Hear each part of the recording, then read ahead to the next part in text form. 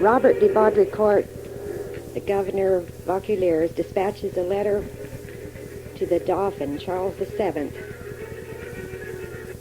The scene is now the Dauphin's castle in Chinon, with Cyril Yates as the Dauphin, and his chief advisor, George Tremoille, played by Basil Tubb. My advice to you, Charles, would be to totally disregard that foolish letter sending some young girl here to get you all confused as if matters weren't bad enough. Why, I think you just better go on just as things are and make no radical changes at this point. That would be my solid advice, Charles. Perhaps you're right, Tremoille. I don't feel too well these days, and everything is so complicated, and I don't like the idea of them sending that strange girl, but you've got to remember that, after all, Robert de Baudricourt of Vaucouleurs is not a very easily fooled man. He is a professional soldier and one of the best. He's got his head on tight, and he has seen fit to dispense this girl to us, and not only with his permission, but escorted by those two that are pretty well known, John de Metz and Bertrand de Poulengy. What are we to make of his faith in this? She probably cornered him, and he couldn't do anything but give in to this whim. Who knows? I know he's a hard-boiled soldier, but still, we must put her through a lot of exhaustive tests. We can't be taking any chances. We could be dealing with a witch here. What do we know? People springing up all the time with all sorts of claims to special visions and claims to knowing all the answers. We must use the utmost caution. Yes, I certainly agree with that, Tremoille. Oh, these court matters are so tedious. I thought perhaps I would enjoy a refreshing game of croquet. They have a long journey to make. It will take many days before they get here. If they even get here, they could be attacked by bandits. There are Burgundians all over the place, in small parties and large parties too. They could easily be robbed or murdered or what have you, but in the meantime, it's no use to worry about it. They may not show up at all. I seem to be developing a headache, and I think I'll have a little refreshment and join the others in a game of croquet. You will be joining me, too. Yes, a game of croquet sounds in good keeping.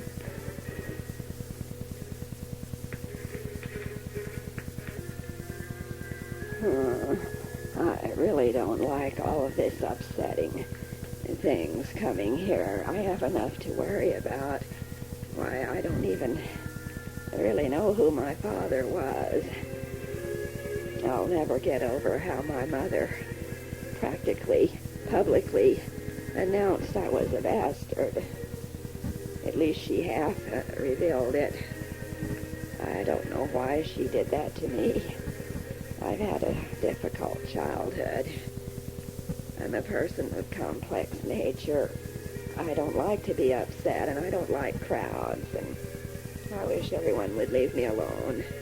Who could this witch be that's coming here to torment me?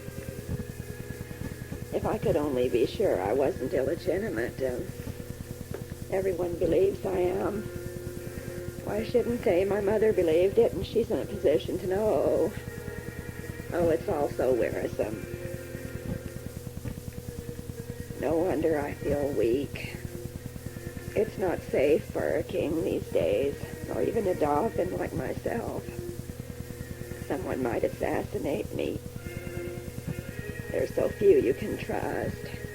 I'm very lucky to have Tremoille to advise me. He's very forceful. One has to depend on someone. Oh, I wish that girl wasn't coming here. I wonder what she'll think of my parents. Who cares?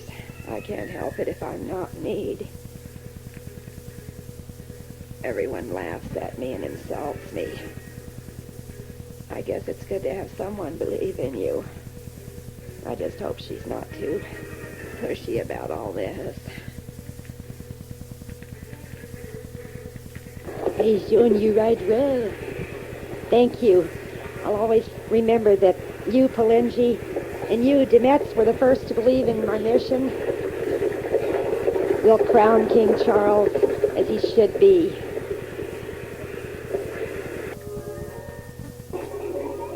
La Pucelle herself. Well, she certainly doesn't look very much like a girl. Looks like a young man. Look at her short black hair. She's dressed like a young knight. And the clothes, they're very stunning. That tunic, the black and gray. This is going to be so funny. She's not going to be able to tell which one is Charles VII. He's hidden himself real good in here. This ought to be a good joke on everybody. Look at her looking all around the room. She can't find him. Oh, Charles does have a sense of humor after all.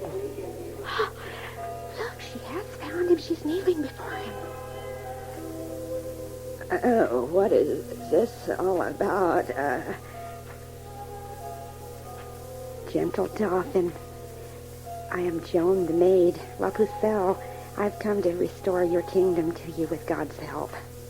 Oh, but no, you're mistaken. I'm not the Dauphin. He's over there somewhere. No, noble prince, it is you and none other. We better speak privately. Why, there's 300 people listening to all of this. Come into the private chambers. I'll discuss this with you. Yes, sire. All right, now, I am certainly amazed by your shrewdness in picking me out, but I'm not ready to consider that a miracle. It's quite possible you've heard of my description from others. Your reputation has certainly preceded you here. The whole court is abuzz with news, curiosity about you. I must say you look impressive. The Baudricourt has given you a sword and the apparel of a young knight. How strange. But I'm sure you're aware of how careful I must be about traitors. Yes, sire, and I'm prepared to give you all the help I can through our Lord Jesus Christ. Gentle Dauphin, I'm here to reassure you, you are of noble birth. How can you say such things? What do you know of all this? Sire, if I tell you things so secret that only you and God would know, will you believe I'm sent by God? Do you not remember on All Saints' Day, you were alone in the chapel of the castle, and you requested 3 things of God? You knew about that. Well, what did I request? Can you tell me that? Yes, sire, you first requested that it should be God's own pleasure to remove your courage in the matter of recovering France if you were not the true heir, so that you would no longer be the cause of prolonging a war that's bringing so much suffering. And the second request was that if you were at fault, only you should be punished, either through death or some other penance. Oh, that's right. What about the third one? Well, the third request was that you prayed the people be forgiven, and God's anger appeased, if it were the sins of the people that were the cause of the trouble. Oh, you're speaking the truth. How did you know these things? The Lord has spoken directly to me. Oh, noble prince, rest your mind. You are the true heir to the throne. The royal blood is in your veins. You're the appointed of God. Oh, well, you certainly are an amazing girl, but I don't know if this is sorcery or... Oh, do not say that. I speak from God. Believe me, noble prince.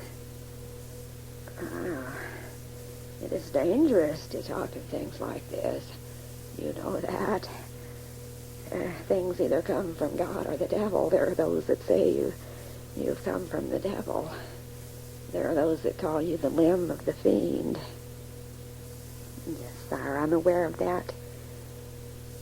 I only ask that you believe me and let me go to Orleans. Let me take Orleans for you. It's the Lord's command. I will keep you here a while at the castle.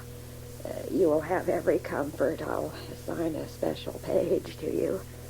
And we will have more examinations about this.